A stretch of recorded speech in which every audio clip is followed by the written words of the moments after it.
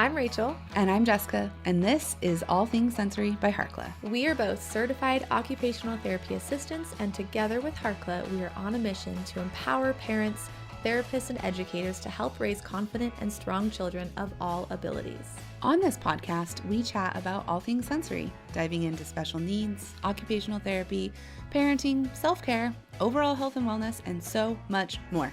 We are here to provide raw, honest, and fun strategies, ideas, and information for parents, therapists, and educators, as well as other professionals to implement into daily life. Thank you so much for joining us.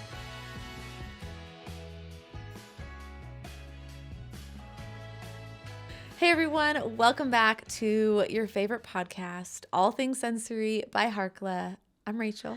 And I'm Jessica, and today we are having a conversation with Brittini. She is a school-based OT, and we talk about all things school. Yes, specifically middle school, high school students, how she really builds rapport with them and helps them thrive. And, you know, she says it throughout the episode that it's an underserved. It's an unpopular area to work as an OT or a CODA, and hopefully we'll change that stigma, because she definitely shares some fun activities and some fun things to do with these students who are older and set in their ways and maybe a little more stubborn. And she loves it. She's very passionate. So let's jump in. Hi, Brittini. How are you today? I'm good. How are y'all doing? We're so good. I want you to tell everyone where you're from really quick, because you have that y'all. And so I love it. I just want to know. I'm from Southern Florida. Oh, wow. So, yep. Is that but like middle of the state, Southern Florida, not like Miami. So Okay. Is that common for y'all? Like people to say y'all there? yes. It's like, especially where I'm from, because it's a really small rural town. So I still it. stuck in the South. Yes. Perfect. Okay, before we find out all of your deepest, darkest secrets, we do have 5 secret questions so our listeners and our viewers can get to know you, and I don't know, just fun conversations we like to have. Sounds good. Okay, number 1. What is your favorite dessert? Ooh. I'm not much of like a sweet eater, so I'd have to say like popcorn, but then I like to put sriracha on it, so it's like spicy. No. I That know no. it's That so is not the question. That's not no. Dessert? That's what you have for dessert. I don't eat sweets. Oh, as we're know, just like I'm chomping down on a weird chocolate. person. So odd. Okay, I don't know how to continue on after that. I'm just You're kidding. gonna have to just figure it out. I know. We're just gonna move past this one. Okay, number 2. This question's hilarious. Would you rather listen to an annoying laugh for a whole day or get tickled for an hour? Definitely the laugh, 100%. Because I find my laugh to be annoying, and I laugh all the time. So I'm like, oh, I could handle another person's annoying laugh because everybody has to listen to mine. So we're good. Oh goodness. Your reasoning is so good. Oh my goodness. I was gonna say, my answer would be the same. I'd rather do the annoying laugh for a whole day, but only because I really, really hate being tickled. Oh, yeah. I mean, Who likes it? Maybe if it was like a light tickle, like a light touch. ooh, no. Like, Mm-mm. oh, Nope. both of you guys had a visceral reaction. No thanks. Yeah, that light touch is not a friend of mine. Oh, we're gonna have maybe find out what her I secret is know. early.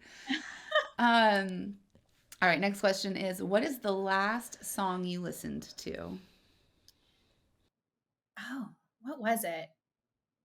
Like on the radio, one like I chose to listen to. Just the last song Oh. that in just either. I think it was like Fall Out Boy. I was listening to the XM station, like the 2000s hits, and I think it was Fall Out Boy. I don't remember which one. I just kind of like zoned out. I can't even think of that one. That's a hard question. Yeah. The one that I chose to listen to, though, was like, I was having a rough morning, so I listened to Little John, Snap Your Fingers. Yes! I love that. That's okay. a great pump up song. That really It is. was. It was just, you know. Was it what you needed? Did it help? It was. It flipped the switch? I mean, I wish I would have had Starbucks with me and it would have made it so much better, but it made me like happy to walk through the school doors instead of being in a horrible, horrible mood. Perfect. That's what we like to hear. Okay. What 3 things would you take with you to a deserted island?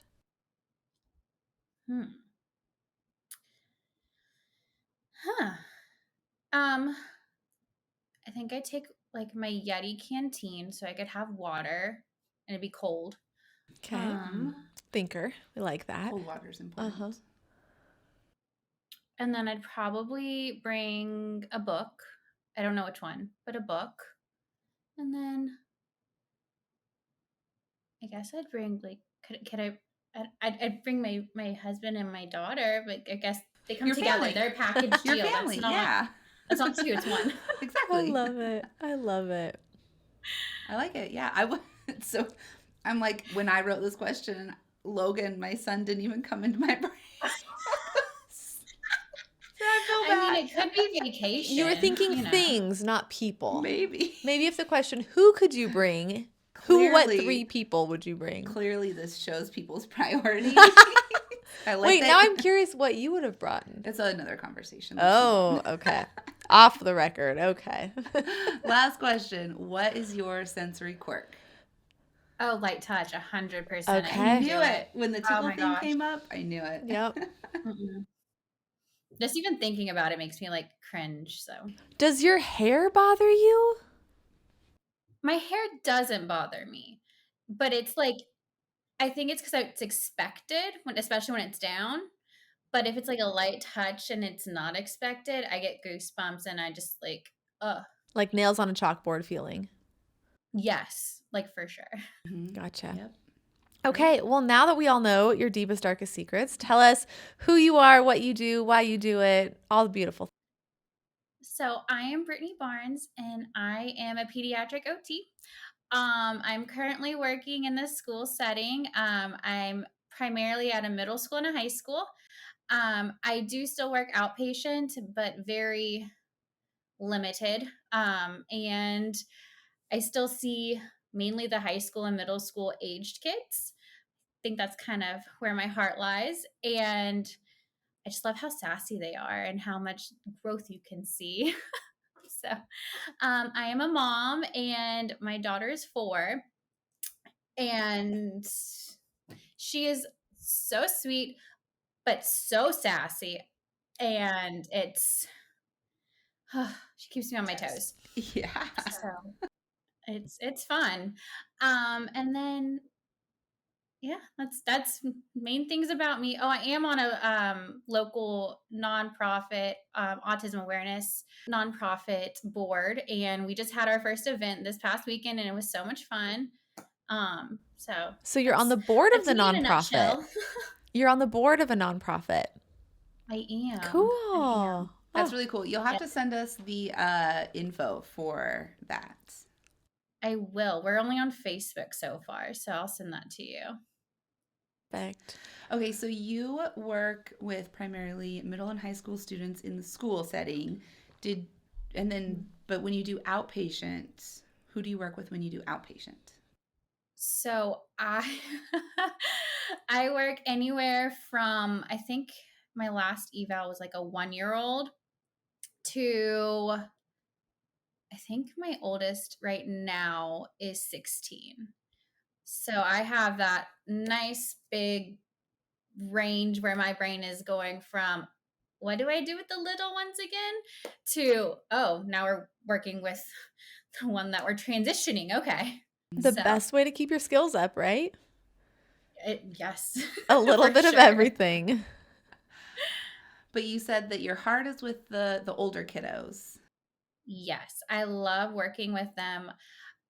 They just get my sense of humor and I can like joke with them, and I just love that they ask the questions. Most of the time they're like, well, why am I doing this? And I can explain it to them, and it makes it more motivating for them because they're like, oh, well, yeah, I want to be able to play soccer or get a job. And it clicks with them, especially since they're getting closer and closer to aging out of the school system. So, I will say when you brought up the fact that you can joke with them and they get your sense of humor, like that was always my favorite thing too, is I love just like being sarcastic and joking. And so many of the kiddos, the older kiddos that I've worked with, just they get it and it's fun and you can just really just be yourself and connect with them and build rapport with them on a different level than with the younger ones. exactly. And that's like always my biggest thing with any of my kids is like building that connection first before you do anything. You have to have that connection. So I feel like it's easier for me to connect with the older kids. And it's probably because I have a 4-year-old at home and that's where all of my little kid energy goes is with her. I can relate. Yeah. It's so funny because I'm the opposite. I'm like, I want all of the little You babies do. and the little toddlers. That was Mhm. always where I wanted to be. So, but Okay, It's fun, all of them. that's true. today we're gonna focus on the older kiddos. So let's talk about just some of your favorite activities to do with middle school, high schoolers, starting with like fine motor things.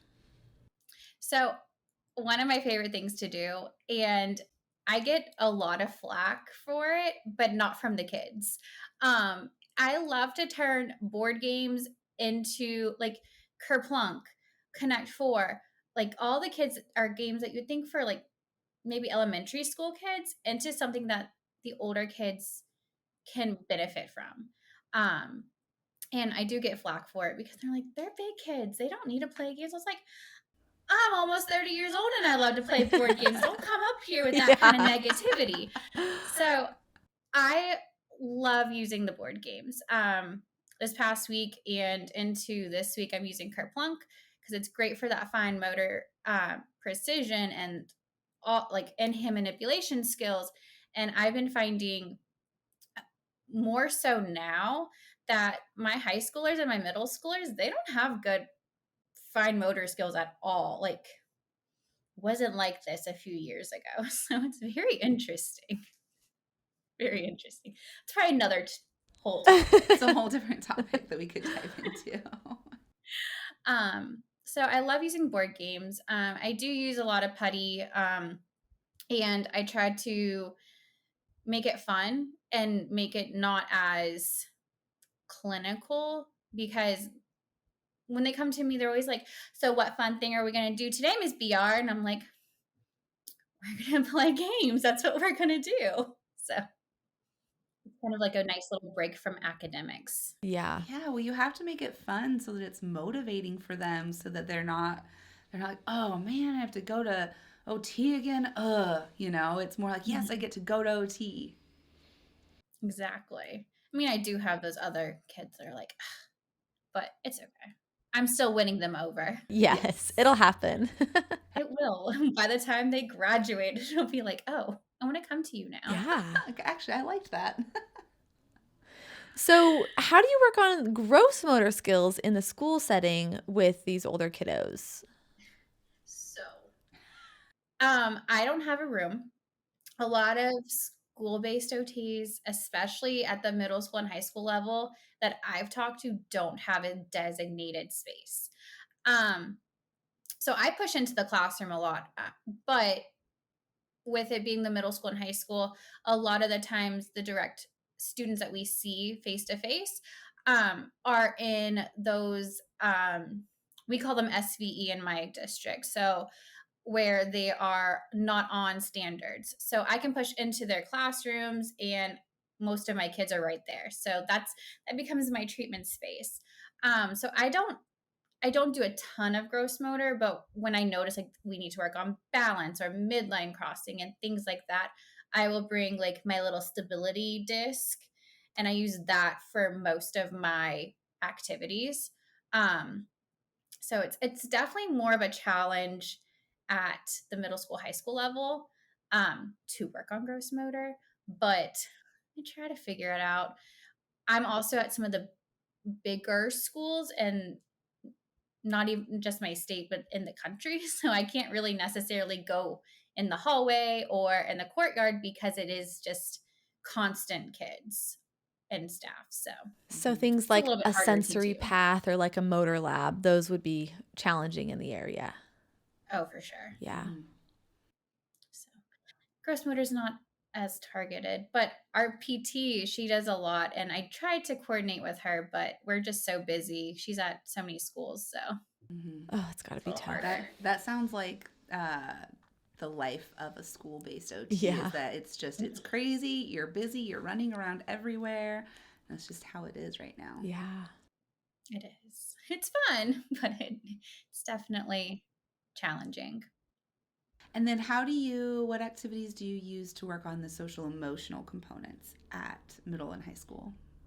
So a lot of the times I work with what we call the support facilitators, and they have programs. So one of them is the zones of regulation, and they've adapted it to where it's a little bit more in depth, where they can talk about like what's going on at the middle school and the high school level instead of I'll like push in with them, and we'll talk about different like how we can control.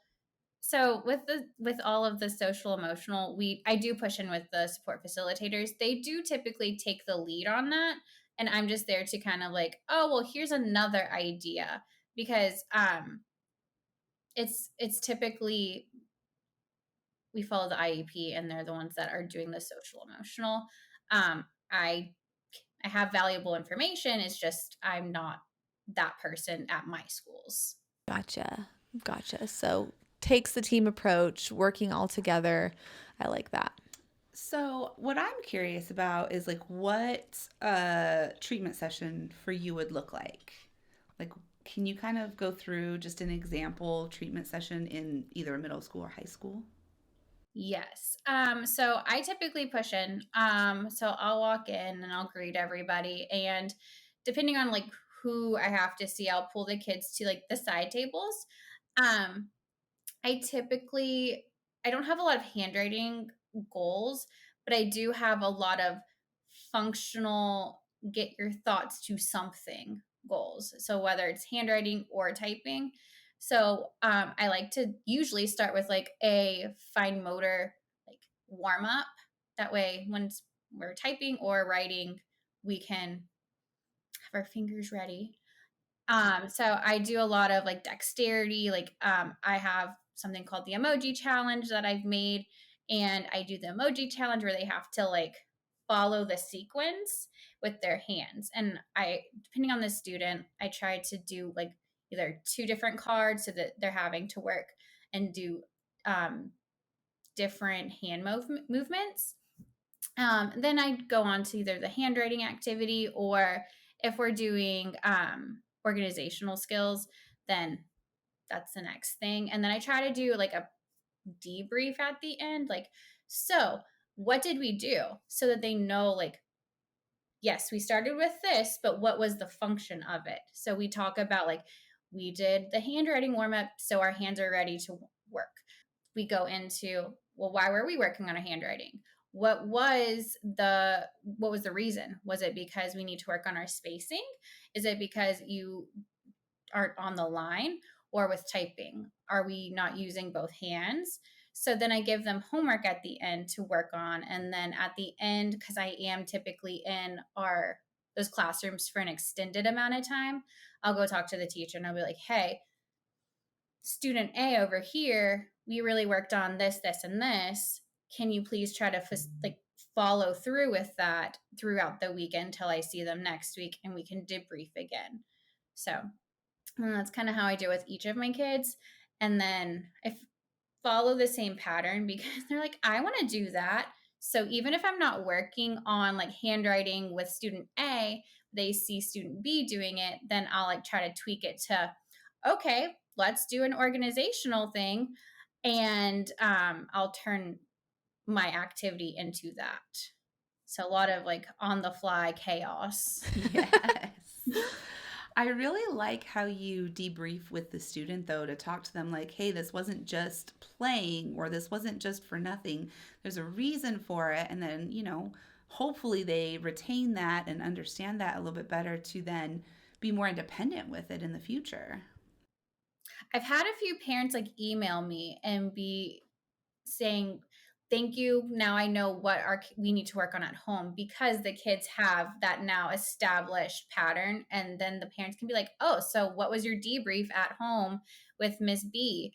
And most of the time, not all of the kids, but a lot of the kids can tell the parents. And I've had those emails like, thank you so much. Now give me more ideas. So Okay, I'm going back to the emoji challenge. Wasn't that like an Instagram filter that you had to like follow? yes, And it then was TikTok. Yep. oh, I never saw TikTok, but I do remember like something on Instagram where you had to like quickly imitate the hand emoji symbols, and I was like, Yes. this is a great OT activity. And because I do also teachers pay teachers. So I saw that and was like, oh my gosh, I need that for my kids for teletherapy. So I quickly made that up and I put it in my teachers pay teachers shop. And it's like, I use it daily, like still 2 years later, I still use it on a daily It's a basis. great Like, warm I up. love it. Yeah.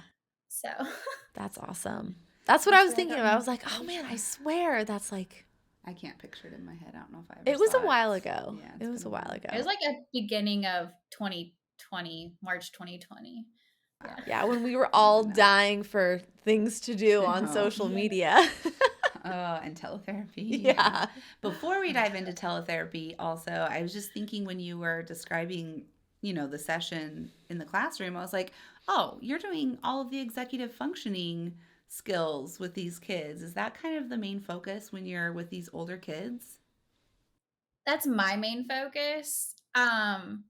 It doesn't necessarily go with exactly what their goals are, but I think that executive functioning skills are since they're so important, we need them for everything, that we need to be starting our kids working on that seamlessly. So even, yeah, like I use it all the time. And I make sure that my kids know, like, oh, we're working on the organization because Miss B is the worst at this and I have to use my planner. And then I'll show them my phone and my calendar. And I'm like, look, I have to write this down or I will forget because I have the worst. Yeah.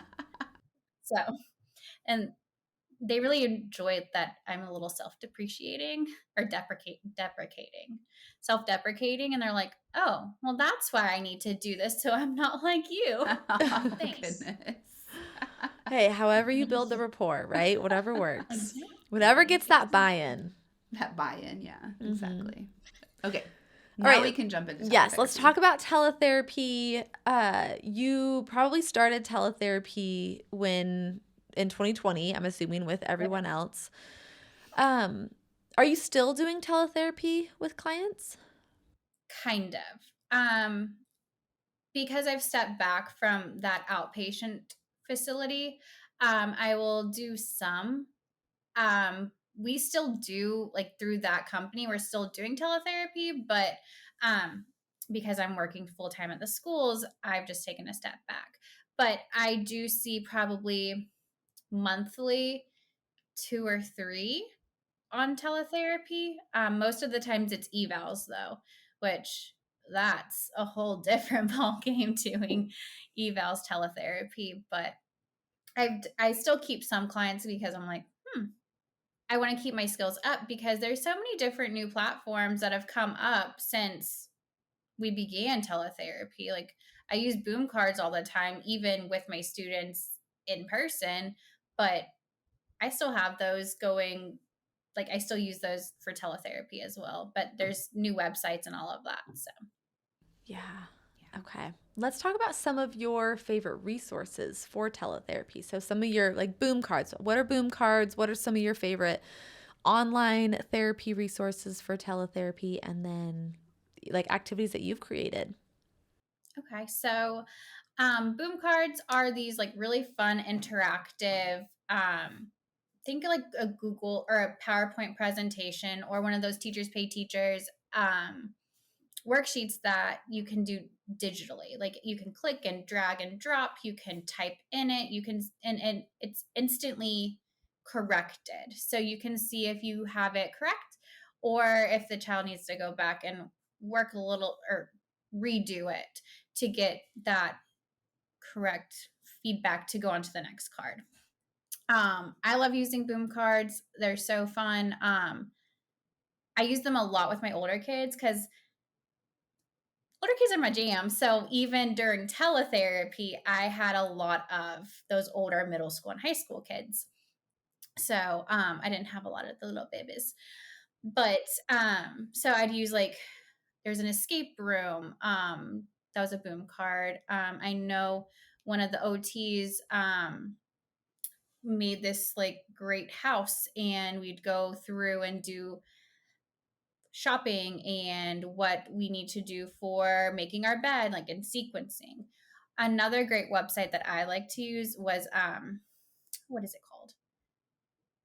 Jigsaw.com. And it's a jigsaw puzzle that you can make as big as you want with as many pieces up to like 1,000 to as small as you want where it's like 5. So I loved that because I could grade it for all of my kids. Another is I love using word searches, and I think it's like kidswordsearch.com, and it's free, and it's like Disney characters,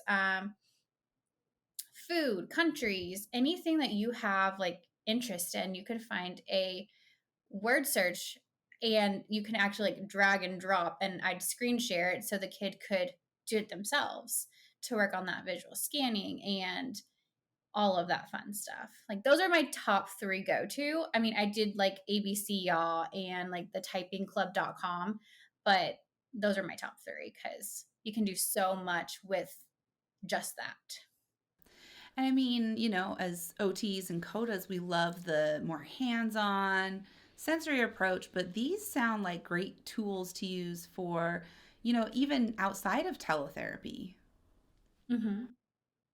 Oh yeah, I give these recommendations to my parents all the time. Like they ask for activities they can do at home that'll increase the visual attention and typing and just multitude of things. And I tell them, I was like, this is what I use for teletherapy, and my kids loved it, and they really like that perspective because their kids want to be on the computer or the iPad because they've been in school all day. They just want to veg, but you can veg but be Productive. productive. Yeah. Totally. I remember Jeopardy. There was an online Jeopardy game that you could make with the kids, and they can like set up, they can choose the theme and they can pick the answers, and just setting it up took so many skills. And then to either play it with you or to play it with someone else, it just added an additional layer. So I remember Jeopardy was a fun one, and I've never been a Jeopardy person, but I really liked that activity. I always loved Jeopardy. I just never knew the answers. Well, yeah. It's hard. And I like to win. It's hard. So I couldn't win. They have the Jeopardy game in Friends, remember? Wait, what? When Ross creates yes, that's Jeopardy. Yes, that's true. It is. Yeah. We need a sensory Jeopardy game. Sorry, Oh, this is there like we go. totally off topic, but Right. Sensory Brainstorming. Jeopardy. yes, sensory Jeopardy. I love it. I have 2 ideas that I have to remember now. Okay, let's carry on. Okay. I'm curious how being a mom has changed your OT practice. It really has. I started practicing back in 2016. Actually got pregnant right off the bat. So I was pregnant my first year, then had my daughter. And it's going to sound so like kind of like heartless, but it definitely made me not want to be working in the same setting or same age group as she is, because you do that at home, and you as a mom you wear so many different hats just being a mom, and then going to work and doing the same thing with kids the same age, that was just so hard for me. So that definitely influenced where I was setting wise. Because I definitely have more patience and am able to play more with my own daughter when I'm not working in the same age range as her. But from like a communication standpoint, that changed how I talk to parents 100%, because you don't want to hear anything negative about your child. Like you automatically go on defensive, and it's like, my child, I mean, I know that they're sassy and they're this and this, but you cannot tell me that. Like hearing it from someone else, like it completely changed my way of communicating, because if my daughter were to go to OT, I'd be like, excuse me, no Yeah. ma'am. Oh my gosh, I agree completely. I think that probably is something that changed for me as well. I mean, not changed necessarily because I had my son before I started working in the clinic, but as he got older, it definitely made me realize that I needed to communicate differently to parents and to the kids. Mm-hmm. Yeah. And I think I mean, in OT school, we were definitely taught like build that rapport, build that rapport. But once you have your own kid and you think about, you kind of see your kid and each of your like, they're like your kids. No matter how long you have them, even if it's not your flesh and blood, like you love them and you want them to succeed. So whenever I go and meet a new kid, I'm like, okay, I have to build that relationship, because I'm going to be a big part of their life, no matter if I'm there for a year, 6 months, or for the long haul. Like, so I think that building that connection to like really hit me whenever I had my daughter. Cause I'm like, once again, try to like reverse roles. And I'm like, I'd want a therapist to be loving my kid just as much and having that connection just as much as me. Definitely. So true. Yes, I know. I'm like, if all therapists thought the same way, Yeah. every single therapist in the world would just be amazing. I It'd think. be a better world out there. Not dissing on other therapists, No. I'm just saying. It's an important therapeutic use of self, you know, Yes. just being able to understand and just like feel differently about these kiddos that you're working with, and you just would make so much progress. Yeah, like they're not just a client, or they're not just No. someone that you're working with to get a paycheck. Like they're Yeah. somebody's child and somebody really loves them. Yeah. And Yeah. And like teletherapy, like I know I'm going back to that, but like my daughter was home with me for a good 6 months doing teletherapy full time. So, and I always talk to the parents, and I'm like, you're allowing me into your home. Like, this is a whole new level of vulnerability for both of us. Like, now I still will text some of my families and I'm like, how are you guys doing? Because you build such an intimate relationship whenever you're in somebody's home. Like, it's the same with the home visit. But they got to see my daughter grow up too. And it just, I think having her and then teletherapy, like you definitely learn to be more, not humble, but like vulnerable. And you have to be more, not respectful, but it's just a different kind of connection with the families. true. So true. I did want to go back to schools just a little bit because I was just curious. What are some tips that you could give other school-based therapists when communicating and working with the teachers? Yes. Oh my goodness. Okay. So I, once again, middle school and high school. So I don't see a lot of the general education teachers. I pretty much work with the special ed teachers. But what I make sure to do is I make sure to like show my face to everyone. And I'm at a pretty big school. So I'll try to go to like the luncheons. I try to go to lunch when the teachers are there. So they're like, they know my face. And that way, whenever I come up to them, I'm like, hey, I know you have Johnny in your class, and I know that this is his goal. And I know sometimes that they can be a little bit frustrating for you because of whatever reason. they know my face, and then they know that I'm coming from a place of like wanting to help. So that's like my number one is like making sure that people know your face, because they're more likely to want to listen to you. Another thing I've done, and it's been a game changer for communication with teachers, is using a Google Doc, or no, Google form. That way, like the teachers, I can be like, hey, I'm looking at this specific thing. Like, how are they doing with this strategy? And they're able to just quickly respond. And I use a lot of like Likert scales or yes, no questions. And then I have a, at the bottom, like a little comment box, like, okay, now give me like some, if the strategy is working and how well it's working, or if we need to move on.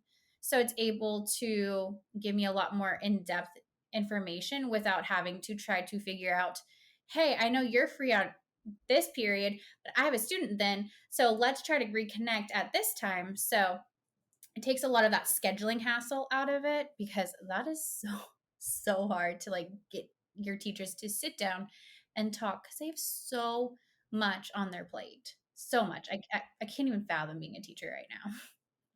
No, That's I a love great tip. that. So they can take 5 minutes to fill it out, answer the questions, and that way you have a written document as well. So it's Mhm. not in and out of your brain either. So you can look Exactly. And back and almost I've made track some the like data. consultation. I've made one where it's like a freebie. So I've like sent it out to like a lot of therapists on my Instagram because they've asked. And I've also made like just sheets so I can like print it out and put it in there for my each of my folders. So that's how I keep, because we have a lot of, especially at the middle school and high school level, a lot of our kids are consultation or collaboration, meaning we're not seeing them directly.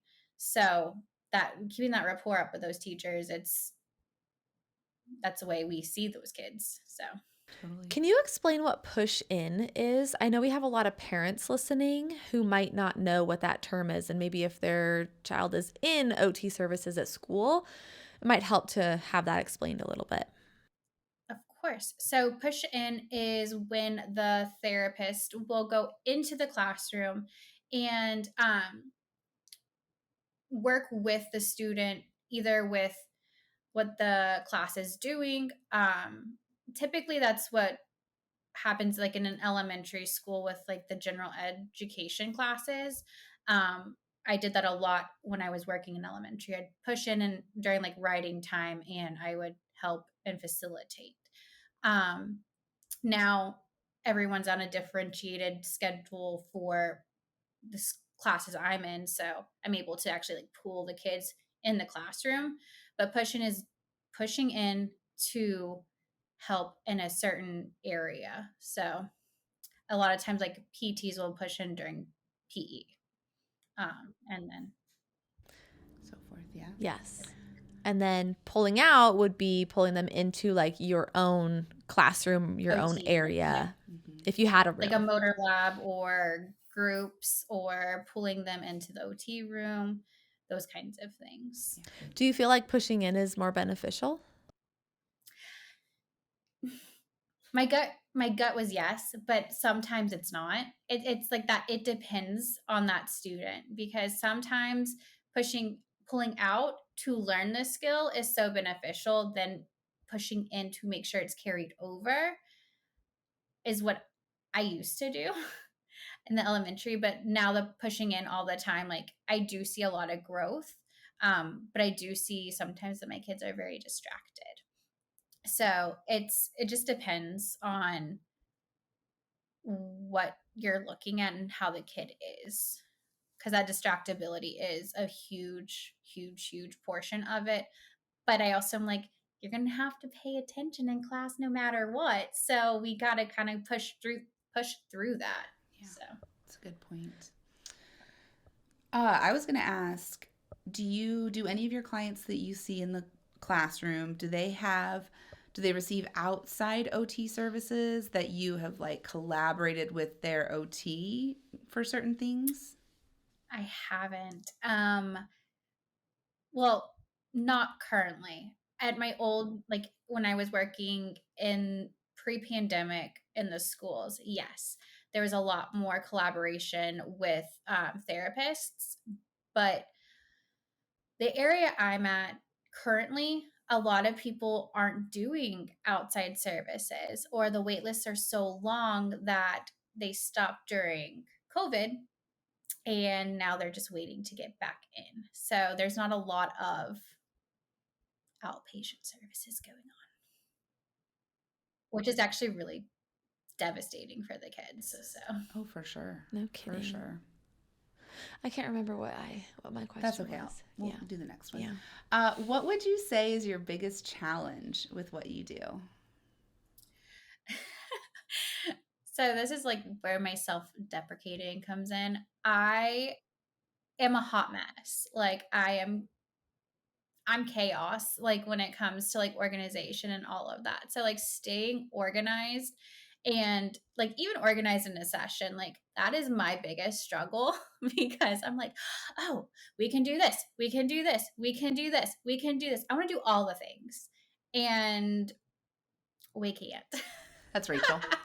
100%. That is me. I've seen Yes. this. Yes, that is me.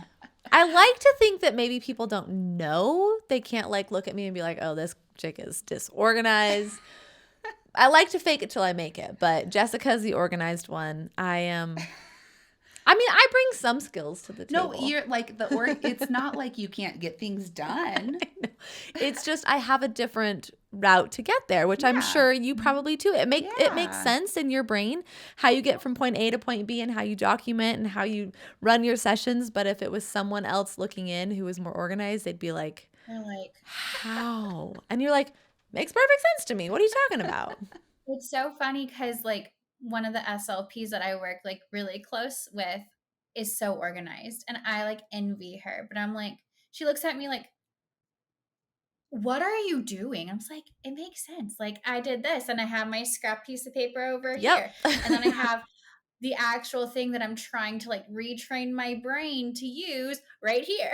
Like that's why I've made so many like new organizational things for OTs because I need it for myself. So, I love it. I think it's great.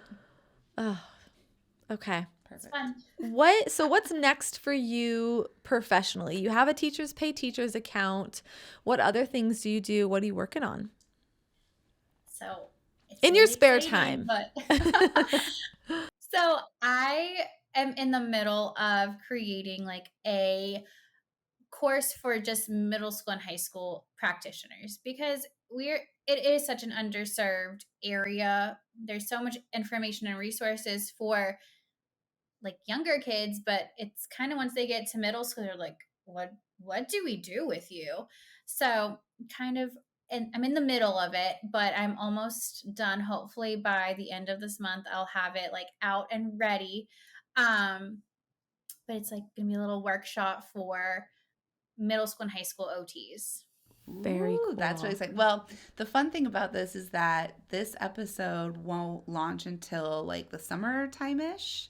So by that perfect. time, It's gonna it'll be be out then. out and everyone can find it and get ready to use it for when school starts Yes. again.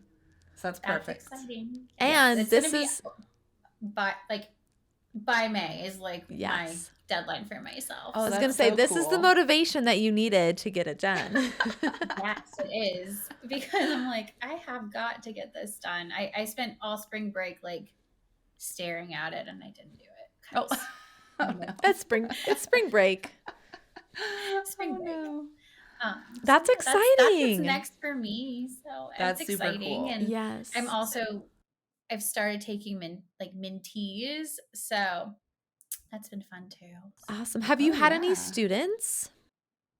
I haven't. And I'm so sad about that. I really want one. But it's been chaos since the beginning because I don't know if I want a student because I don't want them to learn how to be disorganized like me. Oh, jeez. I love it. No, I would love to have a student because I feel like my setting is so fun and so underlooked, and people are like, I don't want to work with them, but they're so fun. Yeah. yeah. So you do mentorships? Is that what you said? I am. I've just just started doing it and kind of like dabbling in that. So it's going well so far. Well, where can everyone find all your information? So I am on Instagram, Play the OT Way. I'm also on Facebook, same Play the OT Way. I also have a website, and I'm still working on my launch landing page for my mentorship and also my workshop, but it should be up soon. You know, all the It'll fun be things. it'll be up in time, and we'll link it all in the description and show notes. Yes. Once I have that, I'll send it to you because Perfect. the technology is like so crazy, and I'm like learning as I go, so that's why it's taking so long. But it's its own beast. It is. Mm-hmm. Okay, if But you that's had what I'm doing. if you Love had it. one piece of advice to leave our listeners with, we have OTs, we have parents, we have educators, and then everything in between. What would your advice be? My biggest thing is just build that connection first with your students or your child, and also build a team around your kid. I mean, it's so important to have somebody you can like run ideas up, like different ideas with, and from different perspectives. Sometimes I will talk to my SLP and I'll be like, hey, what do you think about this? And then she comes back and she's like, that's great for OT, but like, let's think about the whole child, because sometimes I forget that language and communication piece because I'm focused on my goals. So build that connection with that kid so we can actually have that rapport to work, and then also for parents and staff to have that team and be willing to collaborate. So because it goes hand in hand. It does. Yes. So important. Yes. Love it. Before we let you go, do you have any questions for us? Don't, but I'm just Perfect. I'm like fangirling. So I've like listened to all of your podcasts and I've been here since the beginning. I've loved it. I'm just like, oh my gosh. So just fangirling over here.